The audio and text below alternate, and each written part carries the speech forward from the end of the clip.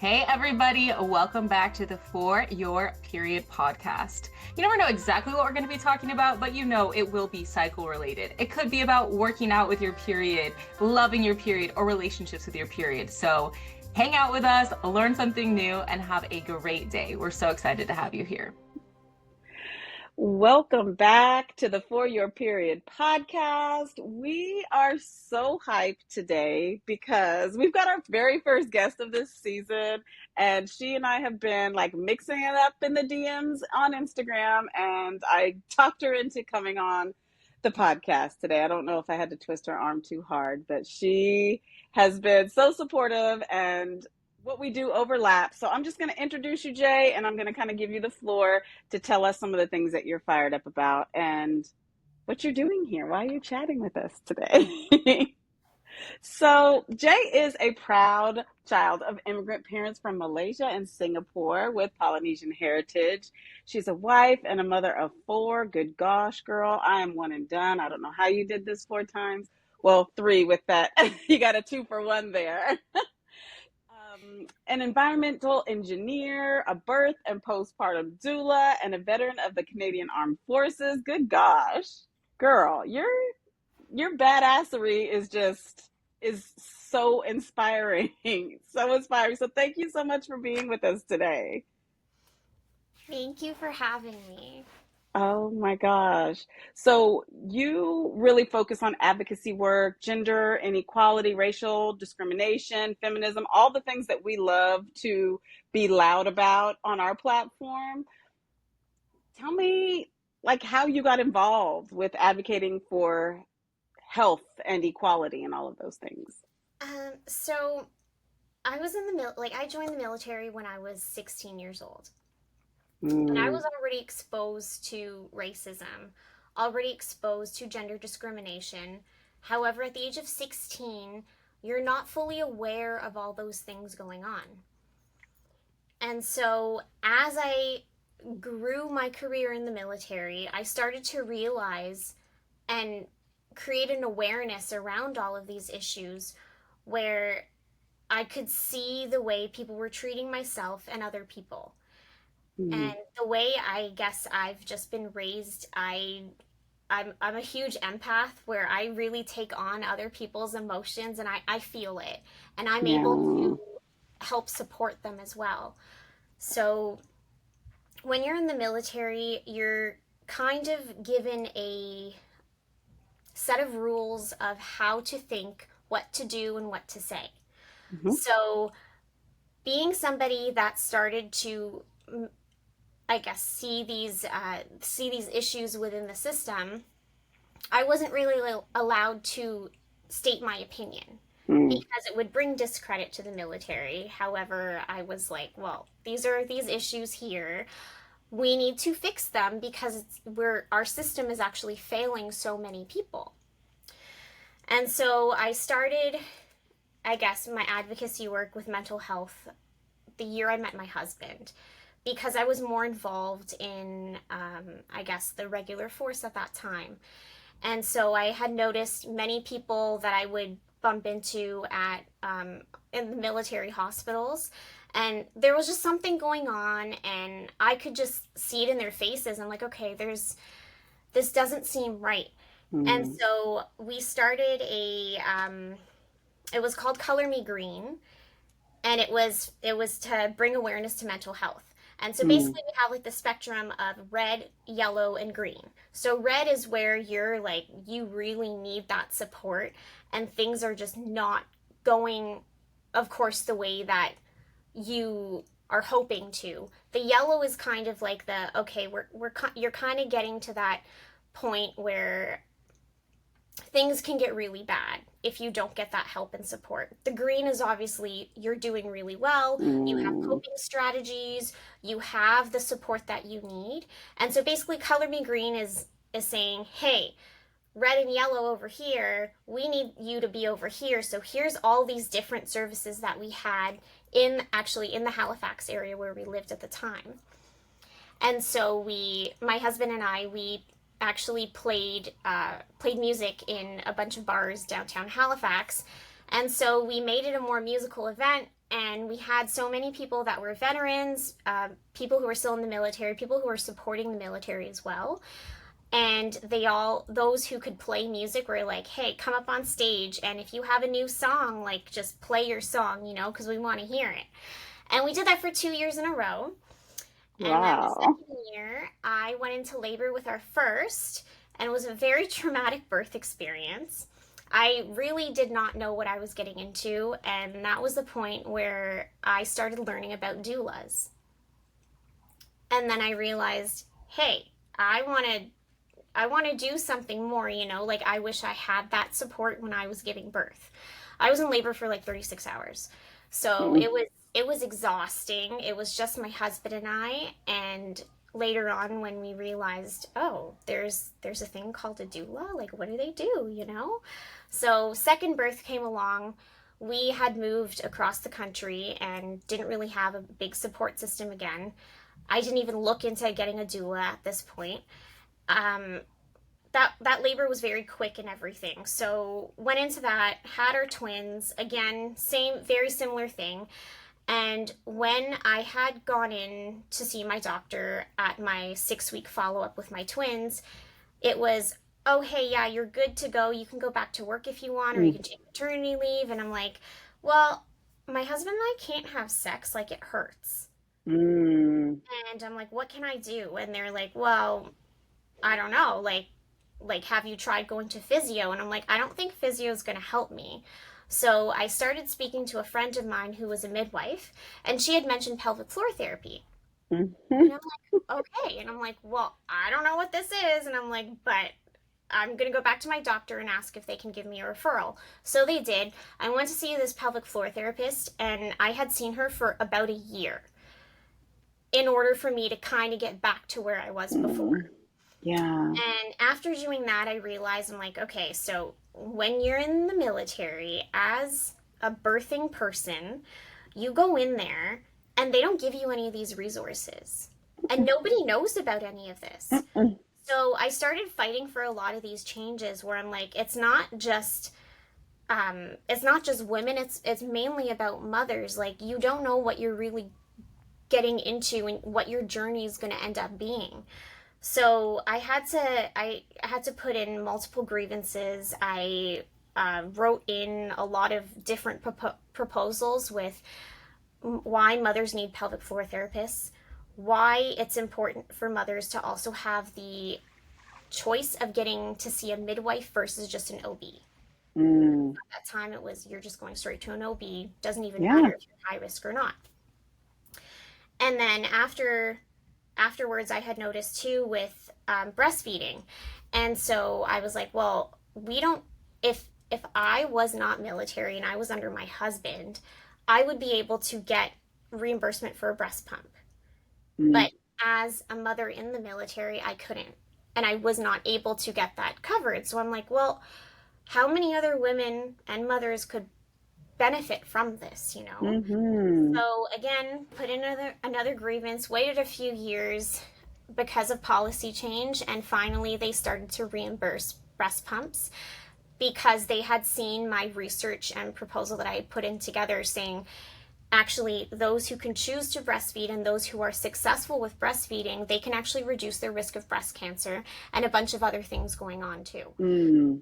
And then that was where I got into the doula work, and I absolutely love the doula work. And I, I, I guess I took a bit of a break because I got diagnosed with PTSD from stuff in the military, and I took that break to kind of get into therapy, kind of get into a routine that could kind of like that could actually help me.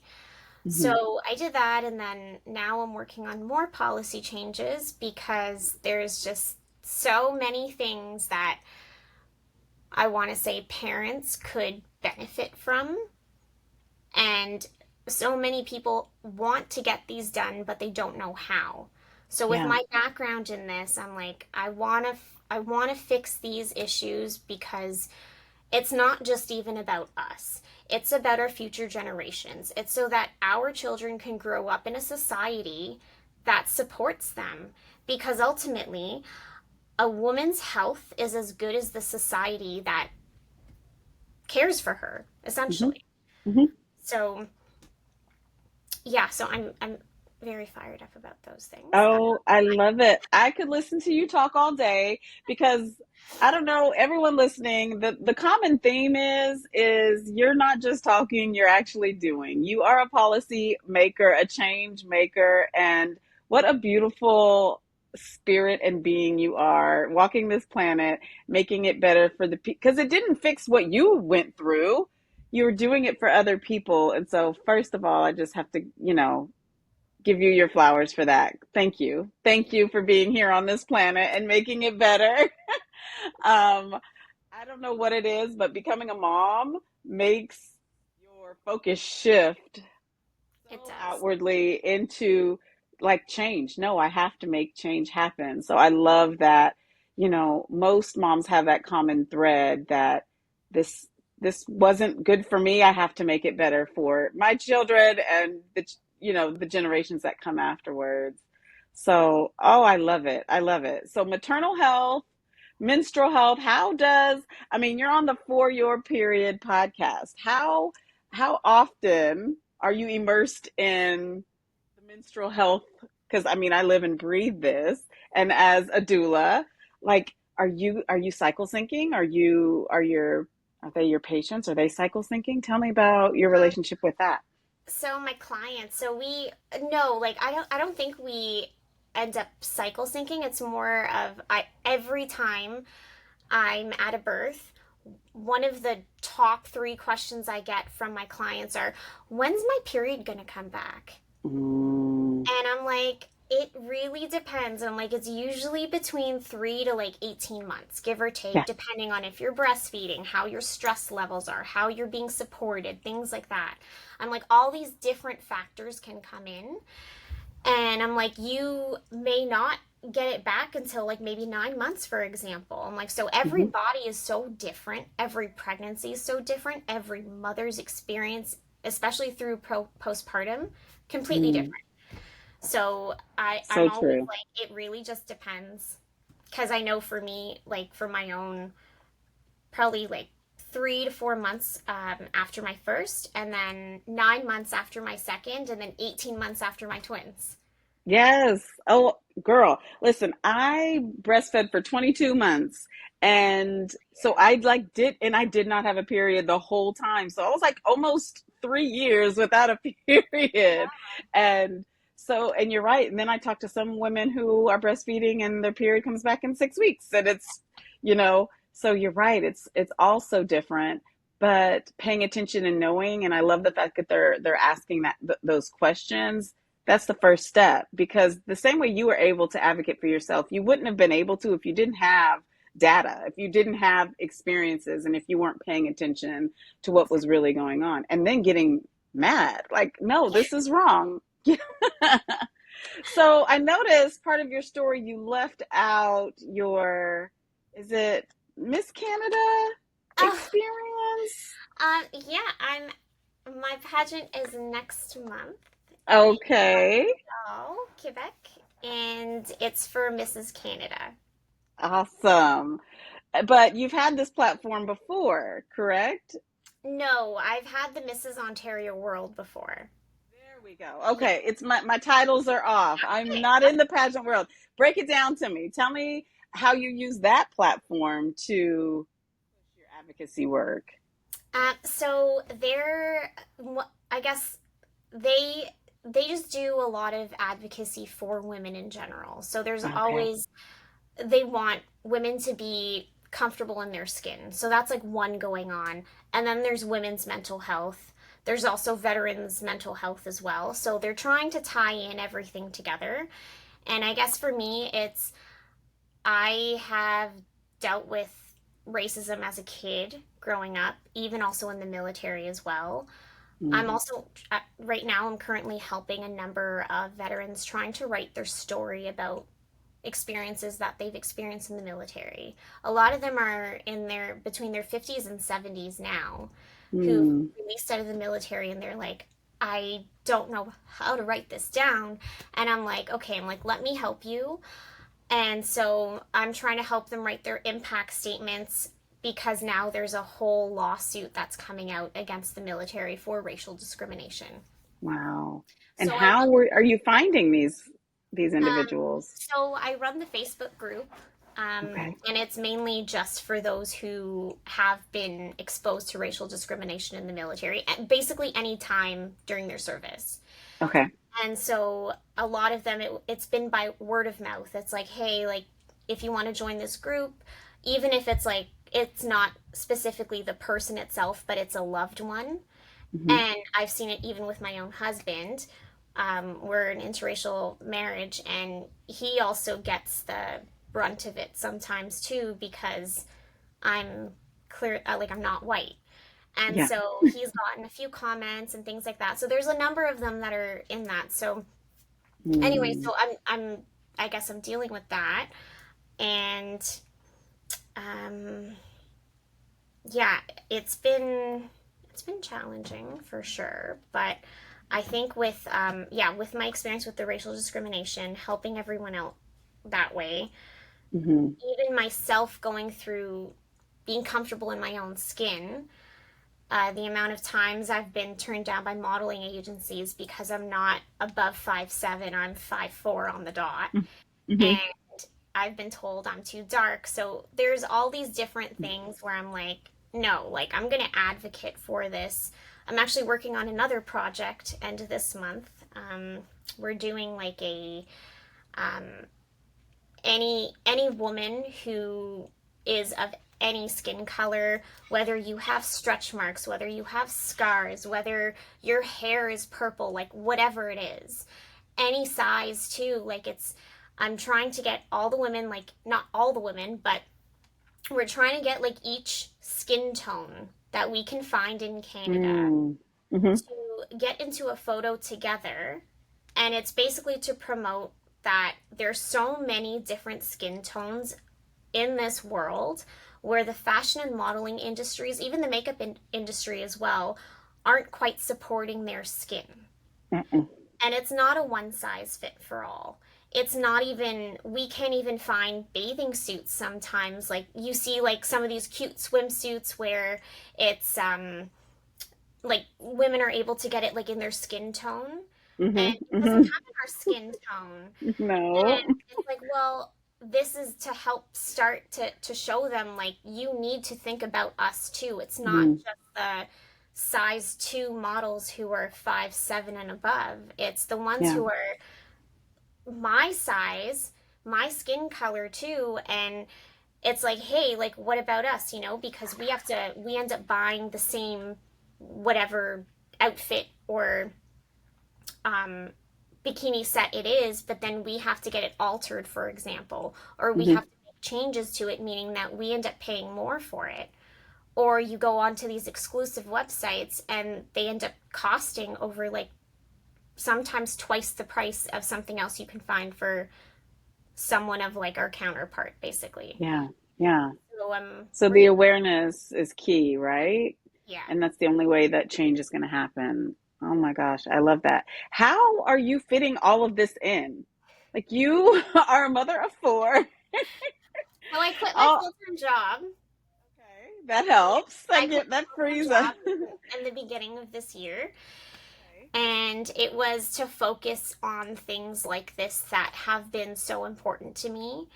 And I've noticed the anger and the rage that is starting to come out when I'm seeing certain things on social media and in the news. And I'm like, and I'm like wondering, I'm like, what is this feeling? And I'm talking to my psychotherapist about it. And she's like, it's Hmm. anger. She's like, Jay, Yeah. it's anger. Like, it's okay to feel this. And I'm like, I don't know what this feeling is. And I'm like, I'm not used to it, And she's like, no. Yeah. She's like, use that and put it into the passions that you absolutely love. So I now I'm journaling a lot. Every Hmm. day I have like 3 priorities. And I'm like, if I have time for other things, then I'll continue the other things too. And I'm like, but family is like one of my priorities on there, given Hmm. that my kids are between the ages of 7 and 10. So yeah, so I'm like going like one day at a time kind of thing. Yeah, yeah, it's not so bad. You're I making think it work. it's like when you do something that you love doing, it's like you don't really, it doesn't matter if you're getting paid for it or not. Mm-mm. And it sounds so cliche, right? I remember being in high school, the guidance counselors, find something you love to do and you'll never work a day in your life. That saying. And I was like, oh, okay, old people. But so true. Once you are fully immersed in something that is your zone of genius, that you are fully passionate about, it's all consuming, but it doesn't take away from any other part of your life. Like No. there are some times that I'm sure my daughter wants me down on the floor doing Legos with her or whatever, and I'm over here chatting with badasses like you. But we we've got a village and we've created a village for her and they can pick up the mommy slack when need be, and she's not suffering because of my focus over here. And I think that women, mothers in particular, are really, really good at that. We're good at advocating for others and nurturing others and caring for others and pouring ourselves into others. And that seems to be what you're doing. Everything you just said was like other driven and other focused, and it came from this fire in your belly. You're like, if you're not watching, she is this tiny little ray of sunshine. She's glowing. Her smile just glows. And I'm 5'4" too, but I feel like I could just put you in my pocket. She's just precious. And it doesn't, listing all the things that you've done and all the things that you're doing, I would expect you to be like haggard and tired and dark circles under your eyes, but you seem so revived. And I think that is so telling of when you find something that you're passionate about. Yeah, It enhances everything about you in your life. Have you experienced that? I have. I've noticed even before I even figured out it was dopamine. I was like, why? Like, I'm like, I've had cannabis before and Uh-huh. I've had like the right amount of it where I'm like, okay, I'm like, this is a pretty good feeling, you know? Yeah. And it's helped with like pain and even like just with my PTSD as well. But when I'm at a birth, when I'm supporting a birthing person, Mm.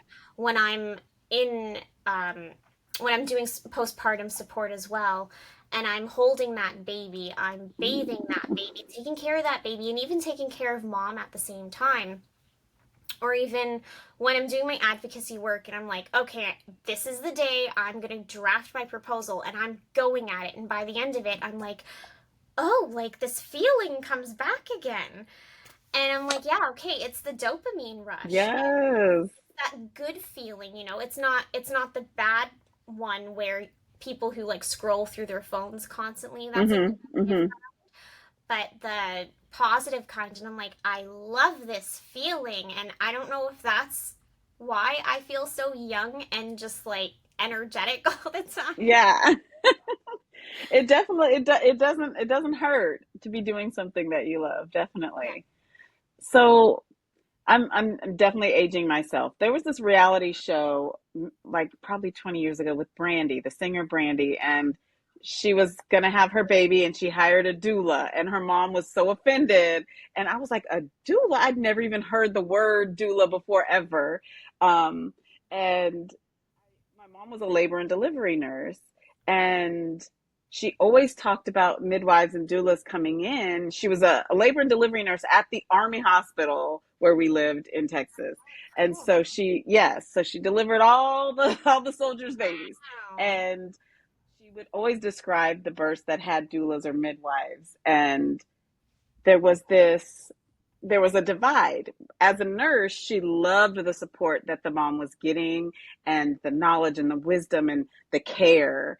And then she noticed the mother or the mother-in-law in the room having these contentious feelings about you trusting this other woman to Yeah. help you with something, and I'm mom and I should be the one supporting you. Is that something that you've experienced or Oh, that you oh yeah? yes. So what would you say to someone who's getting that pushback from family members but is considering working with you or working with a doula in general? So I've never gotten the pushback from the in-laws or the parents itself, but it would always usually go through the birthing person, for example. Mm-hmm. And then it's either the birthing person or their partner that tell them, and they're really great with pushing their parents away from it. And they're like, no, this is Jay. Like, we hired her to do this for us. Please stay Mm-hmm. out of it. So, I guess there's been a few times where I think there was a handful. It was like a couple of mother-in-laws, or it was the mom of the birthing person itself that was at the door and they wanted to come in. And so I looked at the partner and I was like, do you want me to step in or are you going to? And he's like, I'm going to go step in. He's like, don't even worry about it. He's like, it's our thing. Like, we need to fix it. It's not on you. You're Yeah. here for my wife, or you're here for this person, and that's it. And they're like, it's our call. Like, we have to fix this.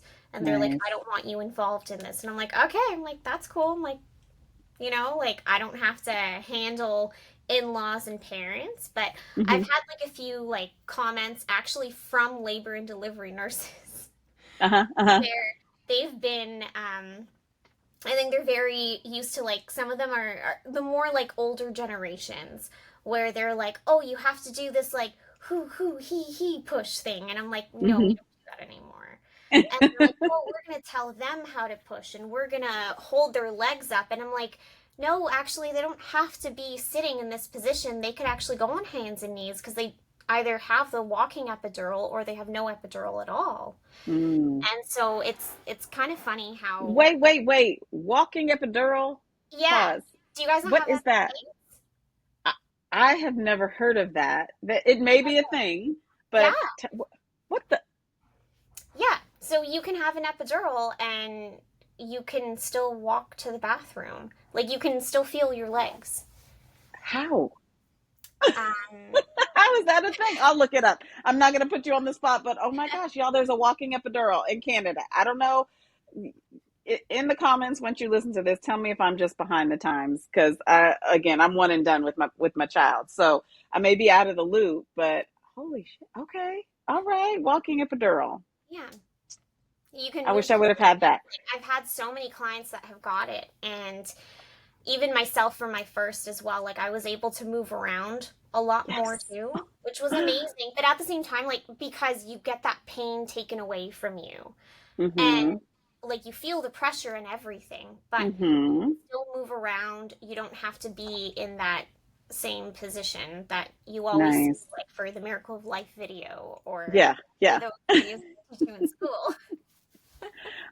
Okay, so for those that were like me back 20 years ago and never heard of a doula, um, tell me what it would be like working with you. If I'm a mom coming in, say, I don't know, my due date is in December, and I think I want a doula. Tell me what my experience would be like working with you. So it would be whatever it is that you got, like, that you need. It's whatever your comfort zone is too. Like, we would talk about your birthing plan. We would talk about all these different options because birth is so unknown. You can have 3 birth plans and it may not even go plan to any of those 3 plans at all. It could totally go Hmm. out the window.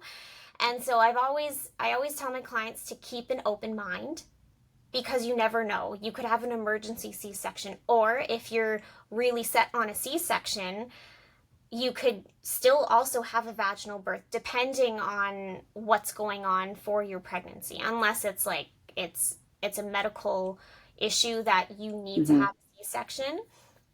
But I always tell my clients, I'm like, you can, like, the whole point of me is to give you all the evidence-based information around birth, and I want my clients to have the choice versus not having a choice at all. Because once that choice is taken away, you Mm. literally feel that power gone from you. You almost feel like your dignity is somewhat gone as Yeah. well. And just Yeah. being told this is what you're doing and that's it. And it's like, no, like, there are all these other options. Hmm. I'm kind of like your cheerleader for a lot of clients I've had. I was the mother that they never had, where I Mm. was coaching them. I'm like, no, you're doing amazing. Like, you keep going and we're going to keep moving around. We're going to keep doing this. And taking care of them too, and learning their love languages is so important because so Oh. many of them either are all five of the love languages or they're like maybe one, maybe two. And Hmm. then getting their partner involved as well is a really big part of what I do because at the end of Mm, the day, it's going to be the two of you, you know? And exactly. my Oh, I job love it. is to ensure that you're empowered by your choices, but I'm going to teach your partner to know how to care for you and baby or babies, but also for them to also practice self-care too, because I've seen even the way my husband has been, like, I guess he was technically my doula for me, Hmm. Hmm. but just seeing the way that he had to step out of the room a number of times to kind of like calm down a bit, come back in and be like, okay, like I need to be calm so that she's calm, because if I'm not calm, her like she's gonna be raging, you know? So Yeah, yeah. So wow, so your support covers mom, partner, baby, the care team at the hospital or the birthing center or everywhere. Like you're doing all the things. yeah, even Oh my sibling gosh. support too. Sibling support. So if how soon should people get a doula if they want a doula? They find out they're pregnant. I would say as How soon as they find out that they're pregnant, they should okay. start researching doulas in their area, and Okay. then they should start interviewing. At least I would say if they want to interview, like if there's five doulas in the area, interview all five of them because you never know until you meet them, and there you can either mesh really well with them Yeah. or it may not be like a great go, you know, because ultimately they end up being your best friend So who what is should I be asking my doula? I'm so not speaking for me because I'm not having any more children, but yeah, so interview like what am I looking for in a good yeah, doula? so you can ask them questions about like how many births have they done, are they experiencing VBACs, for example, what do they do for C-section mothers, what do they do when there is an emergency, for example, how do they react to emergencies. Do they help with sibling support? What can they do to make me feel comfortable? Because birth is it's very vulnerable and it's a very Mm, intimate thing, right? So you yeah. don't want some person that you just don't mesh well, like they might have like standoffish kind of vibe and you're like, you know, like Yeah, I'm yeah. giving birth right now. So you can ask them all like pretty much like ask them what their birth philosophy is, things Ooh. like that. If what if they take on four births a month? What are they going to do? Do they have a backup planned? Can we meet the backup? Because you may not even like the backup, you know? Mm, So you can ask all these different questions. Ask them if they do prenatal education, if they would do postpartum hours as well.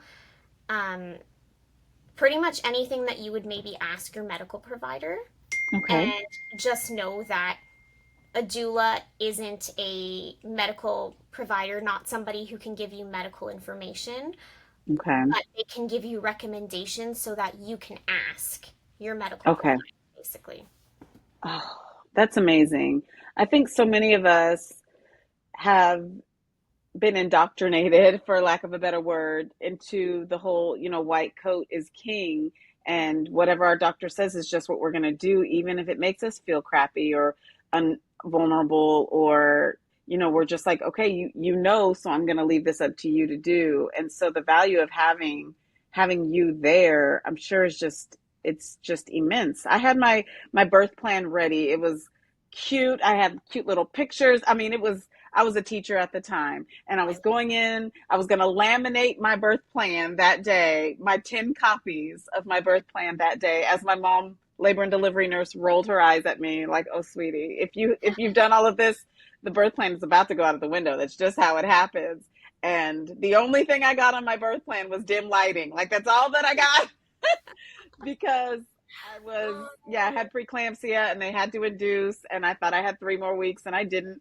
And, but still, there would have been so much value having somebody that was less, I mean, you're on my side, but yeah, a little bit more forceful and saying, well, let's try this and let's do this. And just knowing that I had different options would have made me feel less vulnerable and more empowered. And my birth experience would have been a lot less traumatic, I believe. And so, yeah. Oh, for Do you sure. think everyone should have a doula? I really do. And you know what? The reason why not everybody can is because they see doulas as a luxury, because we're Mm, not, we are expensive. Like, hmm. so what I'm actually trying to do right now in Ontario is I'm working with the Ontario College of Social Workers, and we're trying to run a study basically about finding birthers who've had doulas and birthers who Hmm. have not, comparing the data to see if there has been a decrease in postpartum depression and postpartum anxiety, and Oh, also um, a decrease in traumatic birth as well. mm, If we're successful with this, we could actually be covered under social support services, meaning that OHIP, for example, which is the provincial healthcare plan that we have in Ontario, okay. as well as private insurances as well, they can actually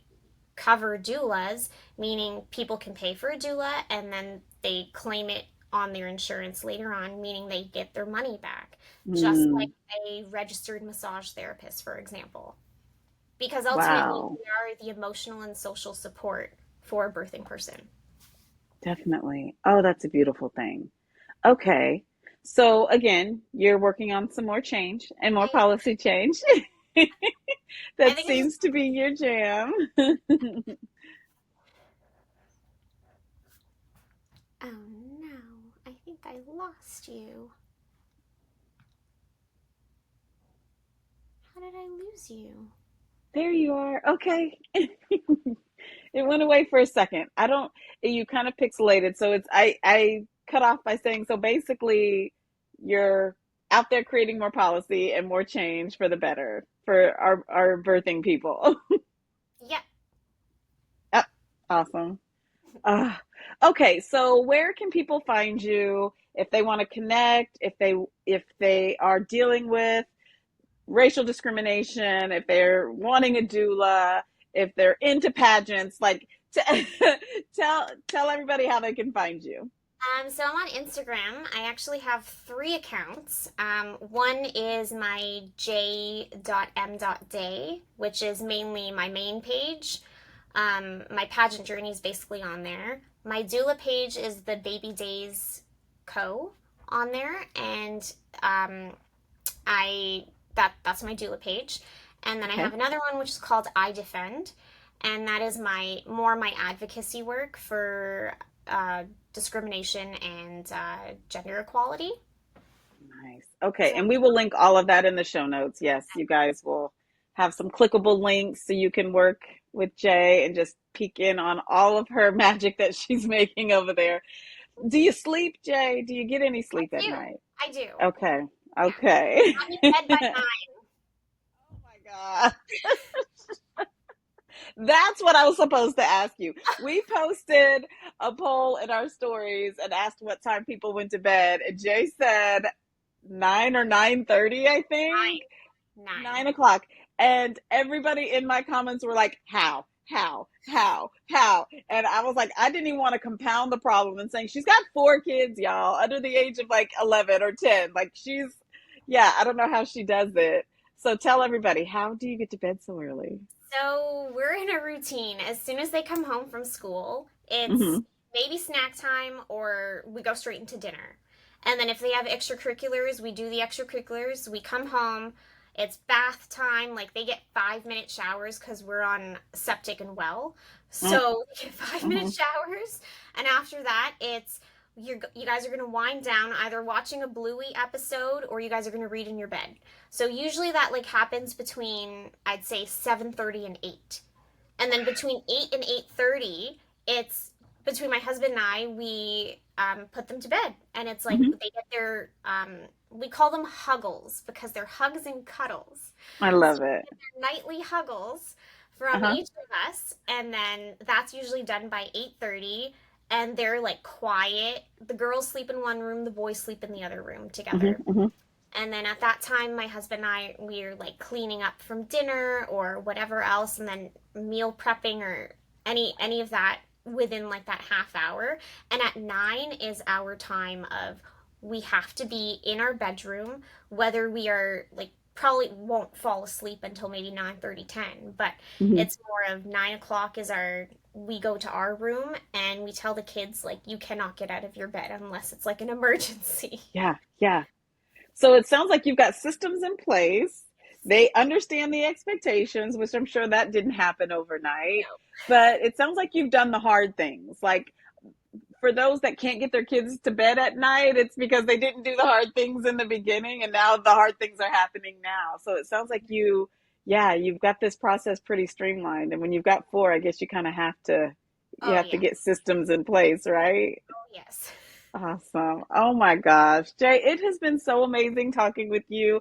I feel like there's like five other topics that you've got to come back and Oh, chat with us probably. about. Yes, and I'm just fully invested. Please post all the pageant stuff, post all the doula stuff, and we've got to get you in the app because we need your doula services available. Do you have like a one sheeter for like maybe interviewing your doula or something like that we I could. do. I can definitely send that to you. Awesome. And we can link that in the show notes. Is it a freebie or is there a Sure. price? No. Okay. All right.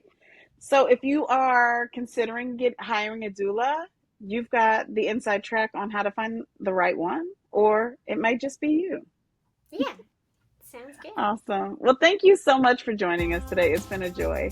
Thank you. All right. Bye, guys.